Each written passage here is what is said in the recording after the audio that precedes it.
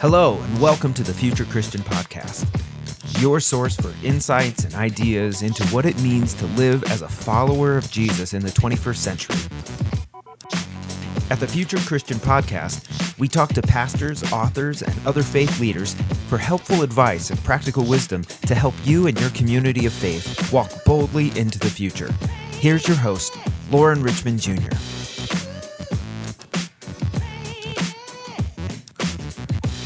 Welcome to the Future Christian Podcast. My name is Lauren Richmond Jr. Today I'm welcoming Reverend Dr. Anna Hall to the show. She is an ordained Baptist minister who has coordinated programs and conducted research in churches, nonprofits, and universities.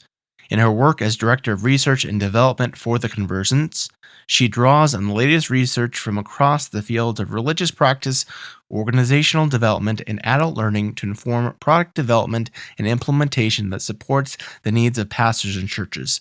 She holds a Master of Divinity from Candler School of Theology, Emory University, a Master of Public Administration from Valdosta State University, and a PhD from the University of Georgia, where her research focused on congregations experiencing a change in pastors. So let's welcome Anna to the show. What else would you like our listeners to know about you?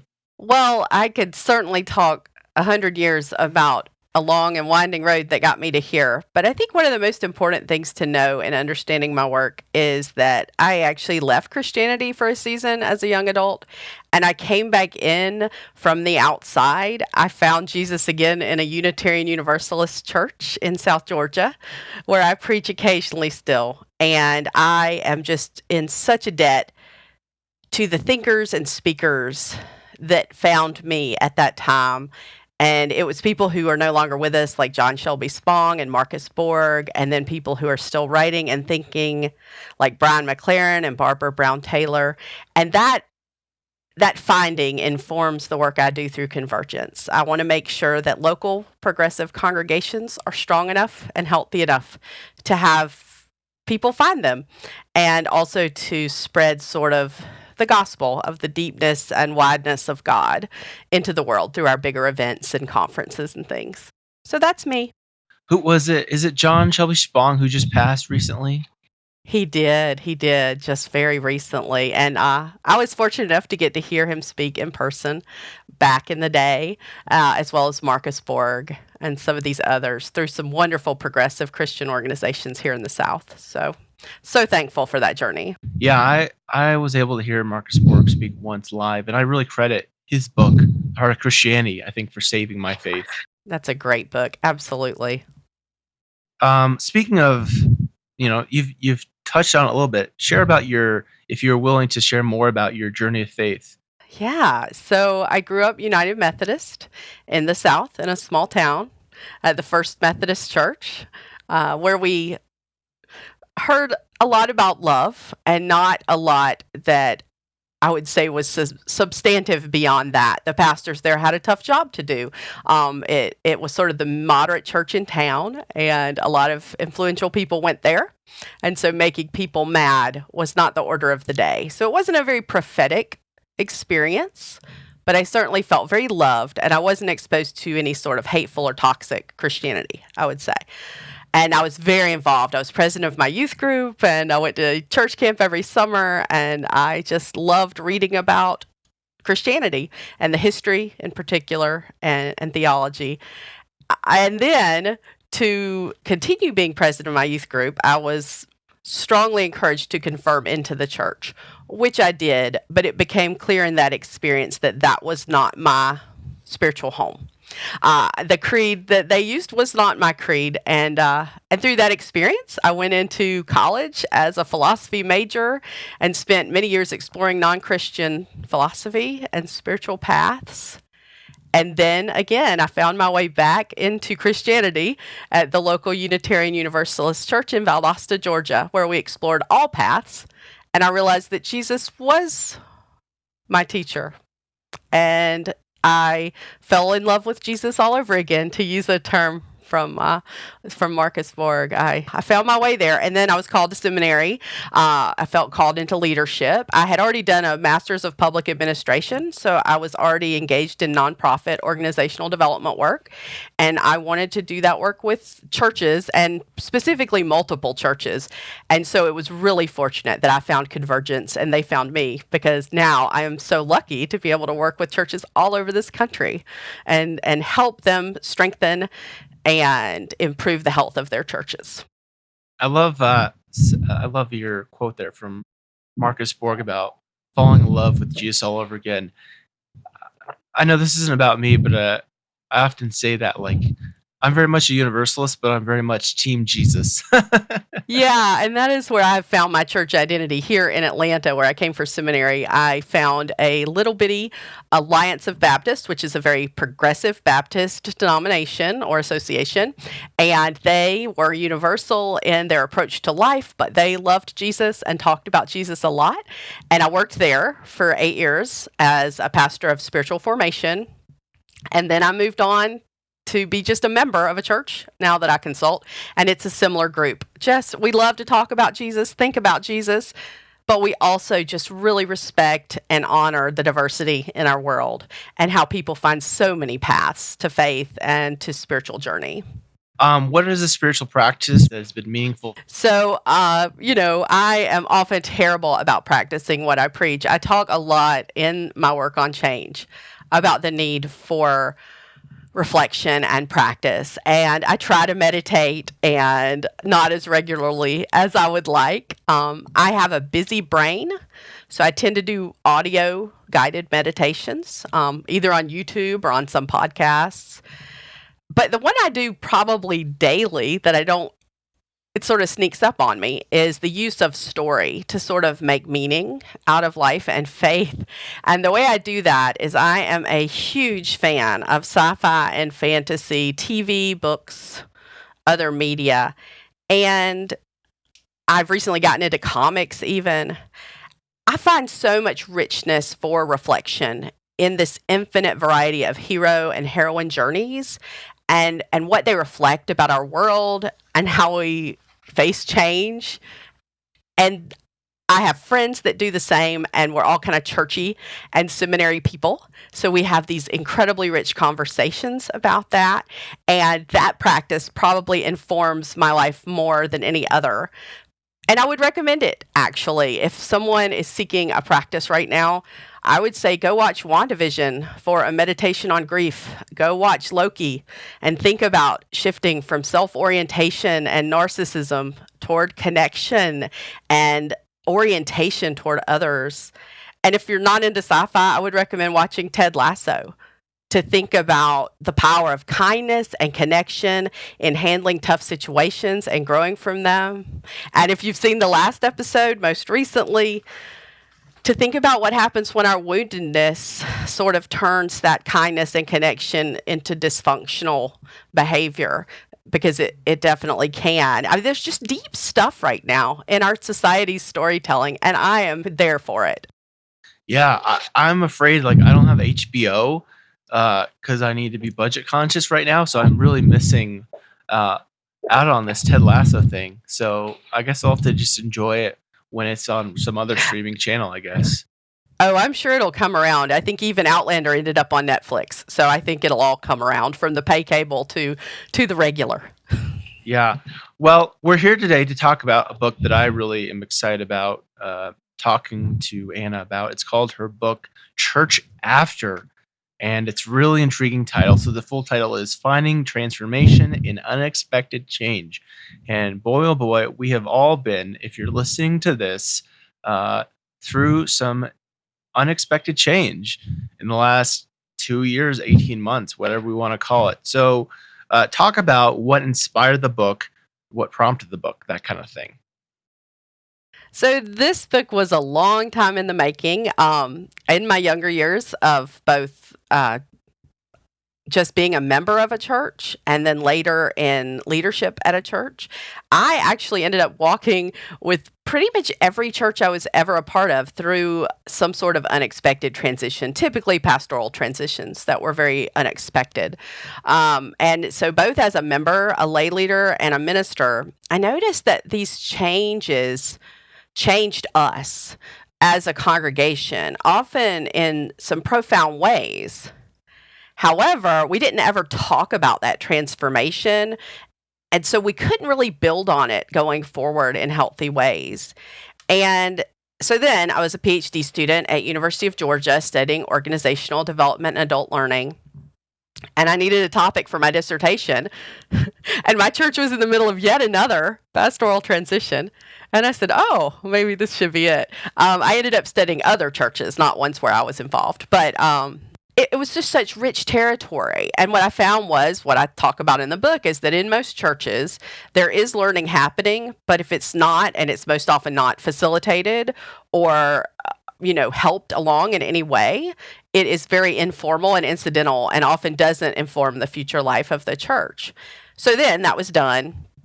And I was working with Convergence, and all these churches were coming to us with unexpected changes, from staff and pastor transitions to having to move out of their building, or even a scandal or a criminal misconduct or something like that, or just a tragic death of a primary member or leader. All of these pressing problems, I realized churches could benefit from this research, but it needed to be more practical. And so I knew only about 7 people would probably ever read my dissertation over my entire lifetime. So I decided to turn it into something a little more user-friendly. And then when COVID came along, I had been doodling around with it for years, but I was like, this is the time. We need it more than ever. 100%. 100%. So I had a lot of highlights in this book, so I'm just going to try to walk through a few of the highlights and get your perspectives, get you to dive a little bit more in here. So at one point you talk about the importance, and I guess this kind of just ties with what you just said about facilitated learning rather than just kind of haphazard or informal learning. But talk about the importance of meaning making in change. Yeah, it is fascinating to me that story is such a key part of how we make meaning as humans. It's one of those things that's so obvious. I mean, going back to the earliest humans, and obviously they were telling stories on caves, in paintings, in rock carvings. This is a part of us from our earliest days, and they form us. The stories we tell don't just make meaning of our experience, they change the way we experience it. So psychology research has shown that, for example, if we tell a story of change where change is a worst case scenario or a burden, that's how we experience it. And if we tell a story of change as a journey, a quest, a discovery of wisdom, it changes and we experience it in that way. It doesn't mean it's not hard. It may still be hard, but it's a different way of traveling through it. And I've seen it. I've definitely seen the way people approach change in their story of how it is going shape the way they experience it. And I feel like Christians, we're a people of the book. So we're a people of story. And if we're given space for facilitation and time to do this work, I think we may be pre-primed for it already. The challenge with meaning making is we have to first go inside and name our current frame of reference in order to shift that frame of reference. So we have to go inside and surface the story we're currently telling to transform the story we're telling. But Christianity has such brilliant stories in the Bible of change, or in just the history of Christianity, that we can draw on for that sort of internal work. I think of, can we see ourselves as Ruth or as Jonah or as a Christian abolitionist, a civil rights movement leader, a South and Central American liberation theologian, how they navigated through times of great change. And then how can we revisit those stories again and again to see the parallels with our own story and begin to see change as part of God's story and not just something that happens to us and that is a burden or is a worst case scenario, that it can be a gift. I'm so intrigued by this conversation around story because I think this is something I keep hearing again and again with folks I talk to and I think is so important could be helpful for where the mainline church is at right now, of sharing story. And I don't know if you've come across Dwight Shiley. He's at Luther, at least last I knew was. He was one I had back a few seasons ago who really emphasized the importance of sharing story. I've had it even with uh, Becca Ehrlich, who I talked to just yesterday, and she'll probably air in the same season as you, was one who really emphasized story. And I don't know about you, but I think like story has such a powerful way of building community and bringing transformation. Absolutely.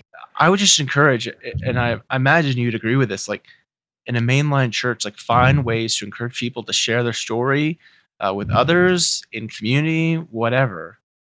Yeah, absolutely. One of our programs that we help churches walk through in times of visioning or change, but in particular when they're saying, we are here, where do we need to go? Like, where is that North Star for us? It's called Revision, and it's sort of been designed along the way by Cameron, our CEO, and then me and Greg Carlson work with it primarily. I've developed a lot of the materials, and one of the main components of it are two pieces of storytelling. One is writing a eulogy for your favorite program of the church. Oh, wow. Write it now. Tell that story. Celebrate it. We may not say goodbye to it right now, but let's go ahead and notice it the way we would somebody we've lost. We tend to be decent at doing it for funerals, but we aren't great at doing it for things like programs and roles and even buildings that we need to let go of a bit through storytelling. And then the second piece is a session on testimony. We find the mainline church has not been great about this. And part of that is, as you probably know from your background, there is a lot of baggage around the use of testimony as to prove you should belong in church history. And I'm not suggesting in any way a return to that. But what we have failed to do is share those stories of when God was inbreaking in our lives. And those stories then help us make sense of ourselves, of each other, and of the collective body that we're calling this church. And so we sort of teach it. We teach churches how to do that in a session. And there's a great book we recommend, Molly Baskett, Standing Naked Before God. And her church took this on as a whole church spiritual practice. And it is just brilliant to see what it did for that congregation. Speaking of, she's one I've been trying to think about getting on. So if you have a connection, we'll have to talk after the fact. Yeah, she's great. She's done some courses for us. Amazing, amazing minister and thinker and writer. Yeah. I love this idea of writing a eulogy for your favorite program at the church because I don't know if this is part of the intent, but I think at minimum you're training people at least subliminally to realize like this doesn't need or won't necessarily last forever, and it can have an end. Yeah, it's so important. I think so. One of the things I think churches should be able to do well, but often do poorly, is in this rhythm of navigating change. I recommend the rhythm sort of ritual and reflection and celebration. Like these rhythms shape us, and ritual we should be good at. We're churches, we should be good at this, but we're really not good at ritualizing change. And a eulogy is a really significant way that we all know how to mark the possible loss of someone. I think of the New York Times, where when somebody is fairly important, they have a file, they're ready. Yeah. Like they're ready. How can we be ready to say goodbye to things we may need to say goodbye to? Because there won't be room for the new things that God is doing if we're never willing to say goodbye to any of the old. Oh, that's good. That's good right there. Okay, let's get back on track because there's so much good stuff to talk about here that I want to make sure we can squeeze some of it in at least. On page 30, you talk about what must intentionally come during transitions, and you have like some bullet points here. So I don't know if you have those memorized or I need to tease them. No, I actually have them marked. I have my own bookmarked copy of my own book. Is that obnoxious? But I totally do. Yeah, I think so. It goes back to that rhythm I'm talking about. So when we talk about if we want to be intentional, if we want to be thoughtful about change in our churches, the rhythms that are shown by research to help with that work individually, and I believe also organizationally, are that piece where you acknowledge and celebrate what has come before. A change is a grief, even a good change. We can't leave that out. And again, churches should be good at this part, but we often forget this part. So even if it's a change, we may only talk about the new thing that's coming, and we haven't really taken the time to mark that grieving, to throw a rock into a pool of water, to burn a piece of paper in the ash bowl, whatever it is we need to do to let that thing go and make room for the new. And then I think the middle two work to increase member knowledge and context and create opportunities for discernment. They sort of go together, and they are part of that going inward, and not just individually, but collectively. So it sort of is like we need to know where we are to discern together where God is calling us. And sometimes that means taking a really honest look at where our church is, even those truths we're scared to name, like a shrinking congregation or a changing neighborhood or whatever, no money, whatever that is, like naming it into the room, honoring that that is where God has us right now. We are here. God is here with us.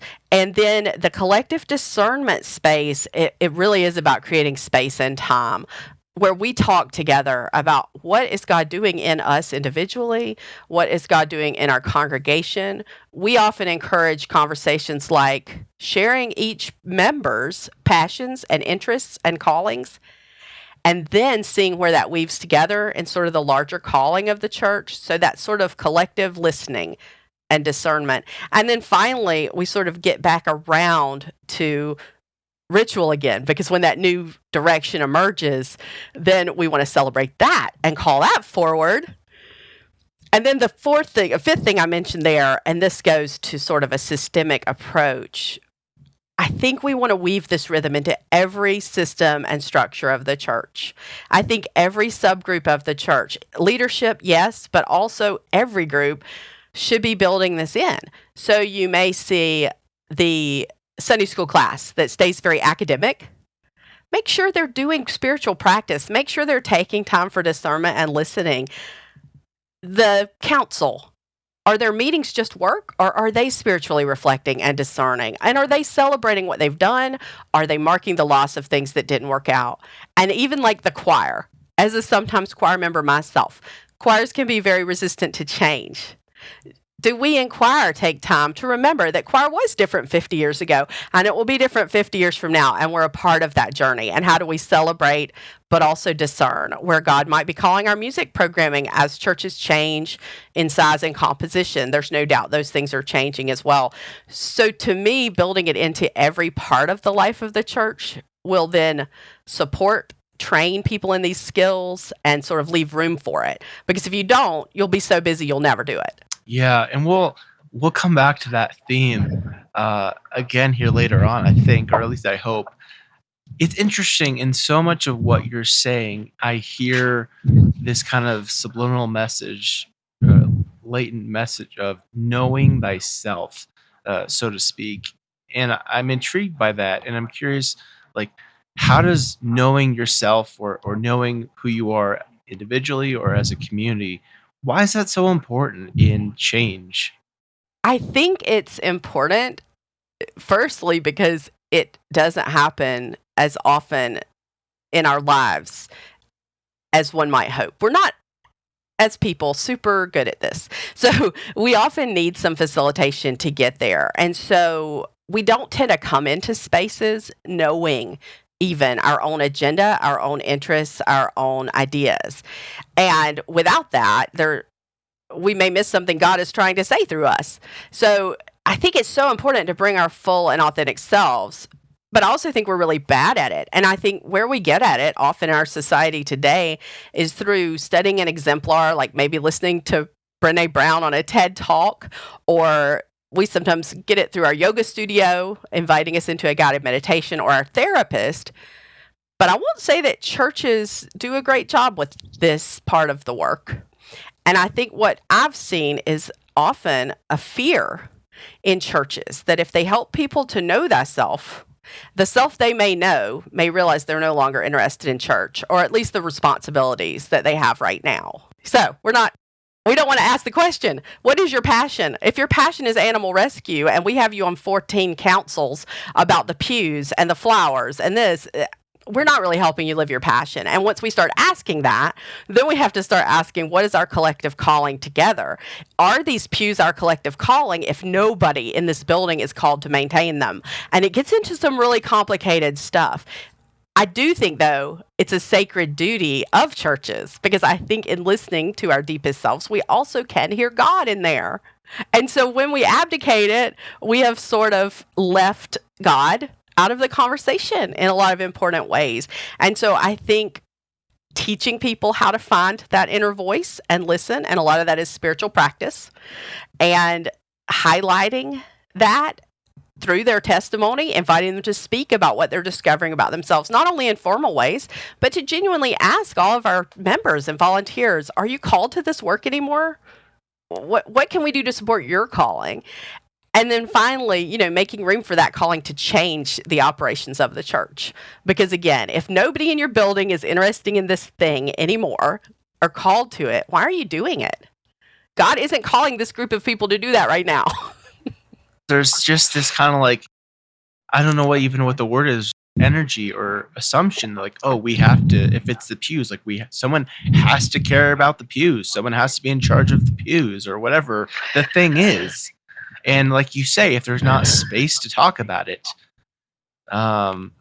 this is, again, I'm going to go off script here a little bit, but this is the thing that, as we're recording this, it's the fall of 2021, and while I don't know what's happening with COVID. Let's be honest. I have no idea. Yeah. No one knows what's going to happen. All the predictions have just whatever, unless perhaps you're an epidemiologist, but whatever. We're not, that is, at least. So saying that we really don't know what's going to come, I kind of lament that I feel like after all this talk about change and status quo, like that there really has not been that much change in the structure and organization and even worship style. And I wonder, like, this is really a practical question, I suppose, after all that philosophical ramblings, but I'm like, what needs to change with maybe, since the Sunday morning gathering seems to be the most popular or most reasonable time to get people together, like what needs to change about Sunday morning gatherings to provide more people time to listen and know thyself? Yeah, I think that's a great question. And I think each church's answer should be different and will be different. I think the challenge is broadening our imagination enough to ask that question and frankly discuss it. So one challenge we're seeing with churches right now is they are trying to bring, as they reopen, all of their 2019 activities back on top of the new hybrid/virtual additions to worship and fellowship. It is not sustainable in any way, shape, or form for the churches the majority of churches in the United States, which are less than 200 people. They're not big. They don't have a big staff. And even if they did, I don't think that's the right answer. Because again, church should not be about a list of activities or pet projects or preferences. The essential question should be, how are we developing these people on their spiritual journey? And then how are we all developing together to do the work of God that God's calling us to do?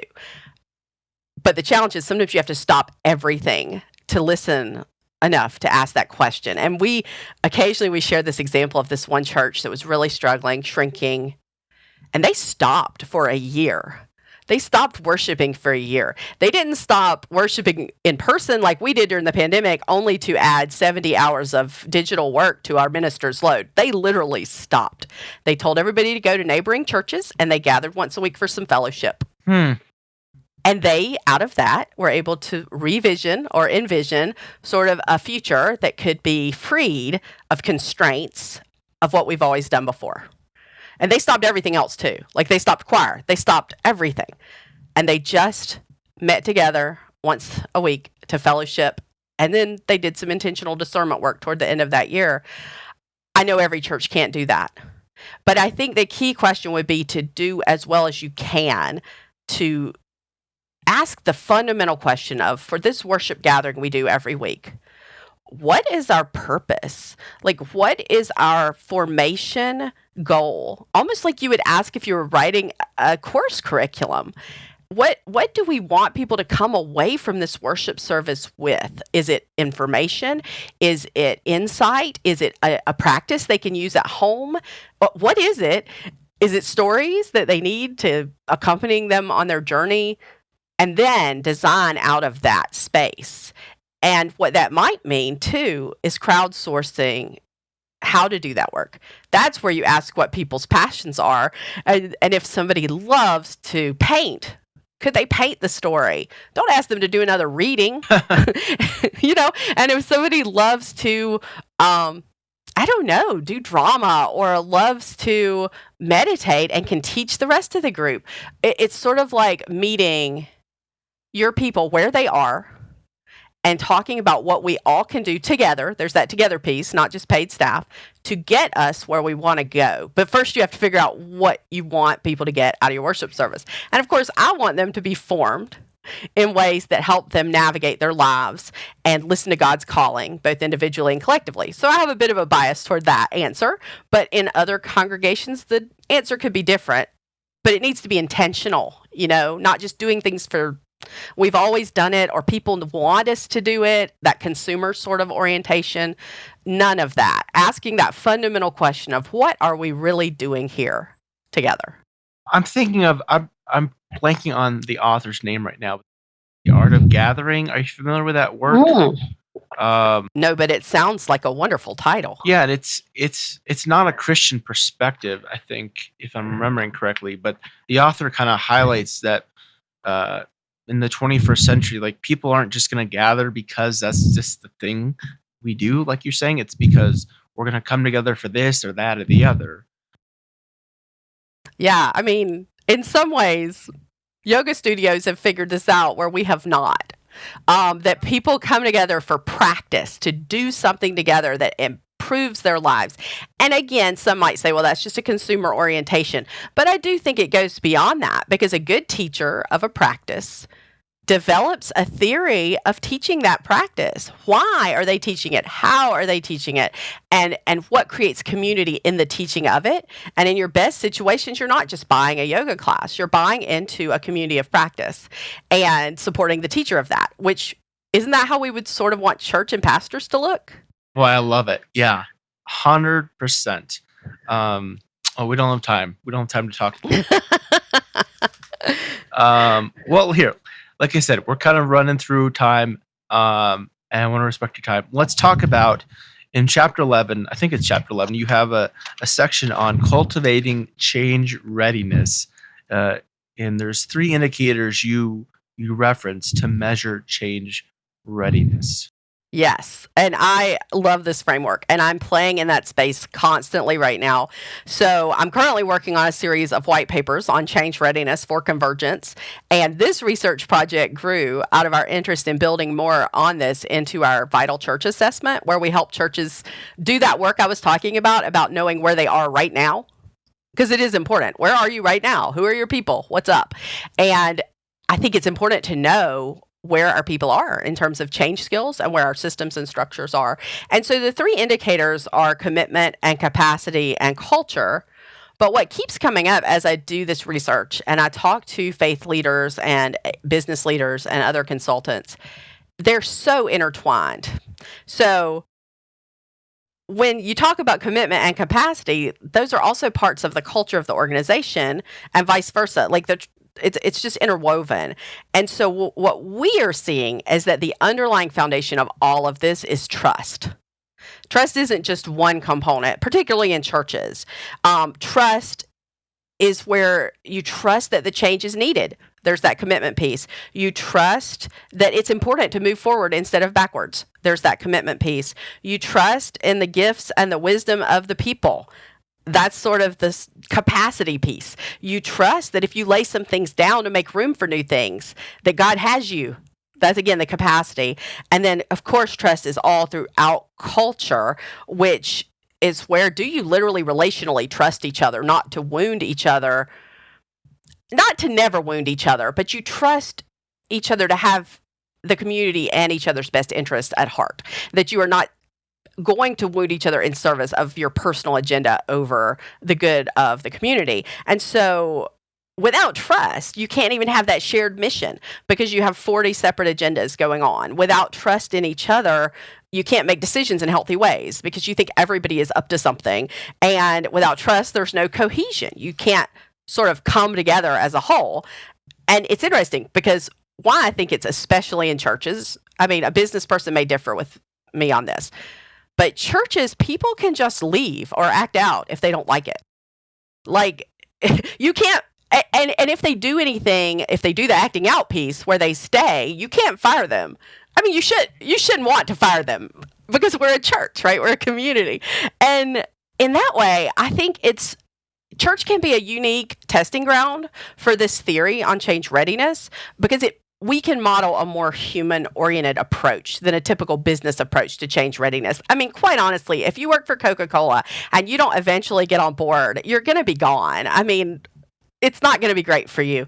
With a church, if we believe that we are called to shepherd and steward this community as a whole, we don't want any lost sheep. We want to know where you are in terms of your change readiness personally, and we want to help you build those skills and recognize you may not come to us with those skills. And like, how do we build that together? How do we occasionally maybe refer out for therapy? But how do we build those together so that we're still a community that can navigate this change together, not a get on board or you're out kind of culture? So I think it's a really exciting space to talk about change readiness right now. And I'm thrilled to be doing this work. I look forward to how it's going to emerge. Hopefully those white papers, the first I think will be out maybe toward the end of the month. And that is focusing on trust in particular. Okay, so listeners, if you're listening to this, go to Convergence website because there should be a few of them out by the time this airs. Yeah, we have a research section, convergenceus.org, and it has all the research we do and are doing in all sorts of things, especially churches and change. So I'm thinking about, I don't know if you've been listening, probably better for your mental and emotional health if you haven't been, but the Rise and Fall of Mars Hill podcast is the story of Mars Hill or Mark Driscoll in the bus, if you remember that thing. And he was very enthusiastic about running people over and throwing people. Yes, that's some problematic language that came over from organizational development. Yeah, I have followed it. I haven't listened to every episode, but certainly followed all the journalism about Mars Hill over the years. I think we are shifting, hopefully, from that idea of a charismatic leader being a church CEO in the sense that they say, get on the bus or take off. When I first came into church consulting, there was definitely still that attitude around. And honestly, it slid down into the mainline and progressive strands of church consulting from the big steeple mega churches. I think I'm optimistic that we have all learned a lot about unquestioning allegiance to leaders over the past few years. So I think it's a time that is rich for the opportunity to build on that and say, look, when we don't stay transparent, when we don't build in open conversations about change and healthy disagreement, look what can happen behind the scenes. It can harm us and harm each other. The other half of that question is I'm curious, again, I wouldn't say we need to be enthusiastic or anxious about tossing people off the bus. This is a terrible metaphor that we're going with. But is there ever a time where, whether it's the leadership of the church, the pastor, the council, whatever, what would you say, if there's a person who's just not interested in change and just causing disruption and sabotage? Yeah, I mean, it's such a tough dilemma we face with so many of our churches. Unfortunately, a couple bad actors can really mess things up. And I don't want to call them bad. The actions are bad, but the actions can be directly harmful and can involve deceit and other things. I think what we see is that when we're working with a church on change, the pastor actually needs to spend more time on pastoral care than you can imagine. And again, that points to the streamlining. What can we streamline to make room for this? Because we talked about people will come with different skills and levels of change. And some people may need extra literal pastoral care to go through the grief and emotions of change. Other people may need boundary setting information. Other people may need, again, referral out to a therapist. And then occasionally, if someone is truly harmful to the gathered body, hard pastoral conversations may have to occur about helping that person find a faith community that is more suited to them. I would never with the lost sheep. I mean, don't just get out. But it requires less of that charismatic leader work than you would imagine, and more of the pastoral care, because the pastoral care is what builds the trust. And honestly, pushing up against someone who is really struggling with change and acting out, the harder you push, the harder they're going to act out. The pastoral care piece, and if the pastor's not the one to do it, finding who can do that. Often it turns into sort of a binary conflict between pastor and person and parishioner. And it may be that somebody else comes in, an outside consultant, an outside counselor. But it really is attending to knowing where everybody's at right now in terms of their skills with change, beginning to build those skills, and then observing who needs extra help. Sort of like, you add in an extra teacher sometimes into the class to help, or you have some special tutoring or meetings if you're thinking about school. I think spiritual formation can be the same way. We don't all get there at the same speed, but I think we can all get there. Yeah, I appreciate what you said there about just kind of the additional importance of pastoral care, because like you've said, all change is loss, and loss needs to be grieved, and some people just may need to grieve more than others, and that might be why they're throwing a fit. Now, I'll say perhaps from a little cynical side, I think there's some people who just want to cause trouble. They want to cause trouble. Yeah. And we do work with churches on conflict transformation skills. And in those, we talk about different conflict styles and personality types. And there are certainly people who would have more of a personality type to want to stir stuff up. However, you can redirect that. I mean, every person has gifts to bring. So perhaps they love to stir stuff up. Well, maybe God gave them that gift, and maybe they're the ones you need out picketing the racist organization down the street. Put them out there doing that. That's where we need to stir some stuff up. If the only place they have to offer that is in a council meeting, that's not going to be great. I'm running over here almost. I thought this was important. Talk about the importance of systems and structures in change. I think what we see, in addition to making sure that all of these subgroups are trained in sort of this rhythm of ritual and reflection and self-examination and discernment together, that's a piece. But then there's also a bureaucratic piece in many churches that literally blocks change. So when you look at change readiness, you actually do examine what structures are keeping you from change and from fast change. Not that change should be fast for the sake of being fast, but if everything has to go through 5 years of committees, we're going to have some issues. So one thing as a consultant, I find myself asking, and I just worked with a church recently. We did 3 sort of collective coaching sessions with a council. I asked, what's stopping you? Because they sort of knew what they needed to do. They knew the change. And out of that question, we found out that it was this piece. We needed to modify our bylaws. And one thing we did at my personal church a few years ago, and again, I was on council at the time, and it worked well, so I'll own it. We suspended every bylaw that didn't have to do with money, personnel, or safety for 2 years. Everything just went to council for a vote if it was pressing. It was sort of like suspending activities, but we suspended bureaucracy. So we did not have like every committee have to put something in writing to do this or that or the other. If a committee had an idea and it didn't cost any money, go do it. Sounds awesome. If a committee needed some money, come to the council. We'll give you some money probably. But we just suspended the bureaucracy. And out of that, we came with a very streamlined policies and procedures. And so sometimes, if it's going to take too long to change the policies and procedures in time to navigate the change, suspend them. Suspend what you can legally, with your fiduciary duty. Don't suspend the money stuff. But suspend what you can to make room, because you probably don't need something in triplicate to change where the altar sits. You probably don't need 7 committee meetings to change whether you combine the first and second grade classes in Sunday school. You probably don't. And so really just freeing yourself and say, what's stopping us? And then say, Is this a safety issue? Is this a money issue? Is this a personnel issue? If it's not, let's just try it. We can always stop.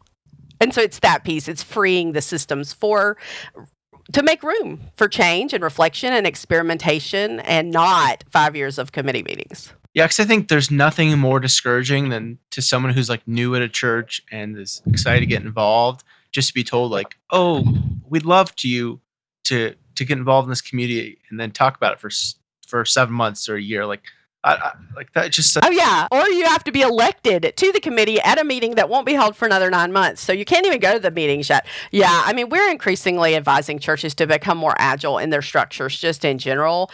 Every committee does not need elected members. You may want to elect a chair or not. I mean, if it's somebody who's just passionate about this thing and you've vetted them, let them try being chair for a while, especially if it's something that's not going to have potential for any harm, like decor or something, something like that.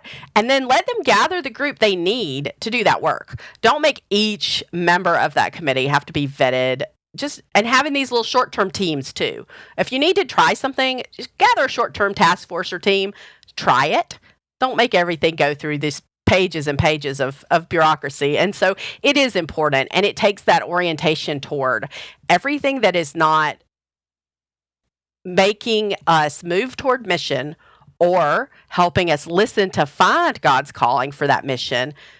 We can lay it down for a season. And then it goes back to trust. Can we trust that if we lay this down, that we're going to be okay? And I can say you are going to be okay. You can trust each other to walk through this together without 17 pages of things in triplicate. You haven't explicitly mentioned this, I think, but I just want to highlight it because I think it's important. That idea of like kind of the time limitations can be really helpful for people, because you said it multiple times. You're like, oh, do it for 6 months or do it for 3 months, or write a eulogy to just help people know like this isn't permanent. I think that can maybe, I don't know, like ease some defensiveness perhaps, if they know, hey, this isn't necessarily permanent. We're just going to try it for a little while. Yeah, I think churches are afraid of two things. Number one, most churches do not realize that the current structure and activities of our churches are a 20th century invention. They have certainly not been there since the beginning of Christianity. They have only been there for about 150 years at most.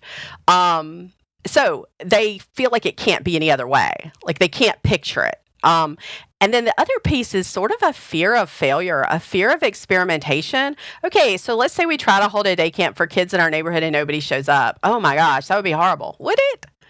I mean, now, you have data, you have information, and God, you feel like called you to do something. Maybe God was transforming you through that particular attempt and failure. I think we can be more experimental. And I think that often happens with shorter term projects, to use a word from the entrepreneurial space, prototyping. To prototype something, just give it a shot. Do it as well as you can, but give it a shot before you say, we're going to do this for the next 20 years and hire somebody and employ them till they retire. Like that is not the way of the world today. As we've seen during the pandemic, things change on a dime. Everything may change by 2025. So really, everything may be short term. We might as well accept it. Yeah, that's good. Okay. Let me ask you one more question. I promise the last question, and we'll take a break. Sure. There's so much good stuff here, but what do you have advice for pastors? We either talked about it already or when we're offline about how, after, who knows what the after is going to look like after this pandemic, if there ever is an after. Like, what advice do you have for pastors?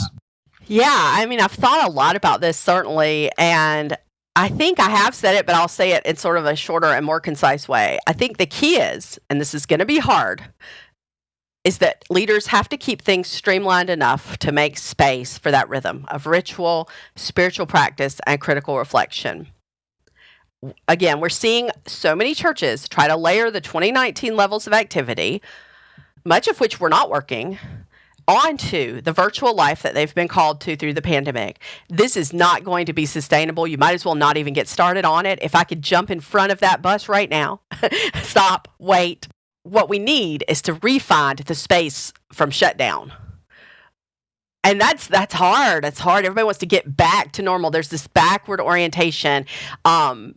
But God is working through this time. I don't know if this is a second Reformation. I don't know if this is a third grade, fourth grade awakening. I don't know what this time is. But God is doing things with us. And it's only if we take time and space that we'll be able to hear it and see it and be part of it with God and God with us. And so, yeah, I would say just put on the brakes. Just say, we don't need to start this part up yet. We need to listen more than we talk, and we need to sit in silence more than we do.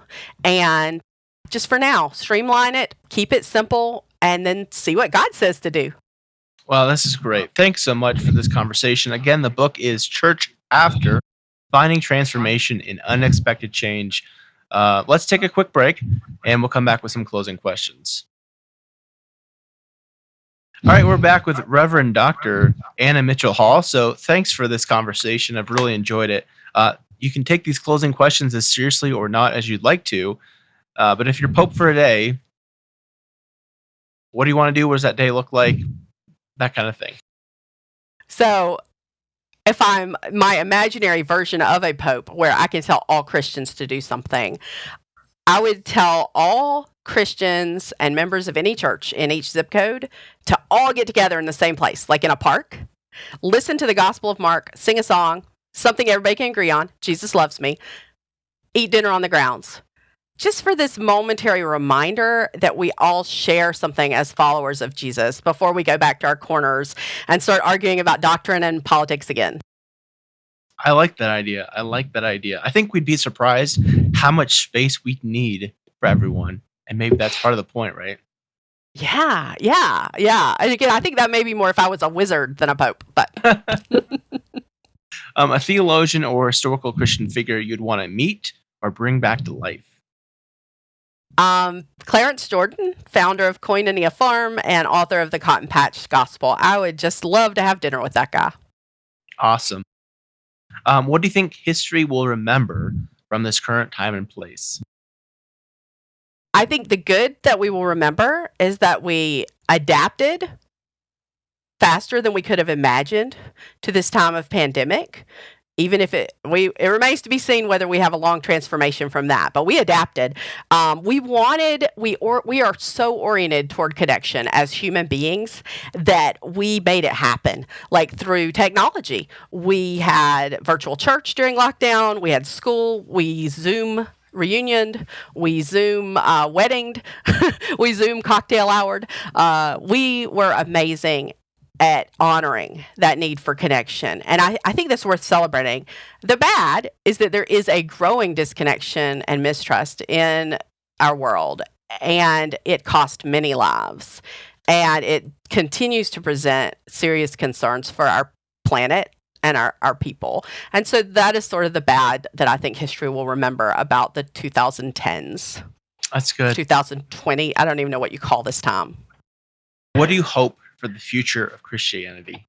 I think all of my work is driven by the hope that we as Christians can become a people who navigate change with faith more than fear, and can show others who don't even claim a Christian allegiance how to do that. Because we know deep down that God is in the changes and with us through the changes, and we trust that. And we rest in that. And I think that would make us, to use Clarence Jordan's term, a demonstration plot of sort of this ever-evolving kingdom of God. That's good. Well, where can people find out more about you and get a copy of the book? Okay, so to find out information about the book or to buy the book or information about how to book me to speak, you can find all of that over on canemillpress.com. That is my publishing imprint. And it also has information about other books I'll have coming out soon. And you can click on the book cover of this book to find out everything you need. And I also have a Facebook page called Change Ready Christians, where lately I've been mostly sharing about the book, but I also from time to time share articles from news and other media about change and how we walk through that. And of course, if you'd like to work with me or our team at Convergence for a Vital Church assessment, coaching, consulting, online learning, we're over at convergenceus.org. Awesome. Well, thanks so much for your time. I really appreciate the conversation, and may God's peace be with you. Thank you, and you as well. This has been beautiful. Thanks for joining us on the Future Christian Podcast. To learn more about Lauren or the podcast, visit future-christian.com. One more thing before you go. Do us a favor and subscribe to the podcast. And if you're feeling especially generous, leave a review. It really helps us get the word out to more people about the podcast. The Future Christian Podcast is a production of Torn Curtain Arts and Resonate Media. Our episodes were mixed by Danny Burton, and the production support is provided by Paul Romick-Levitt. Thanks, and go in peace.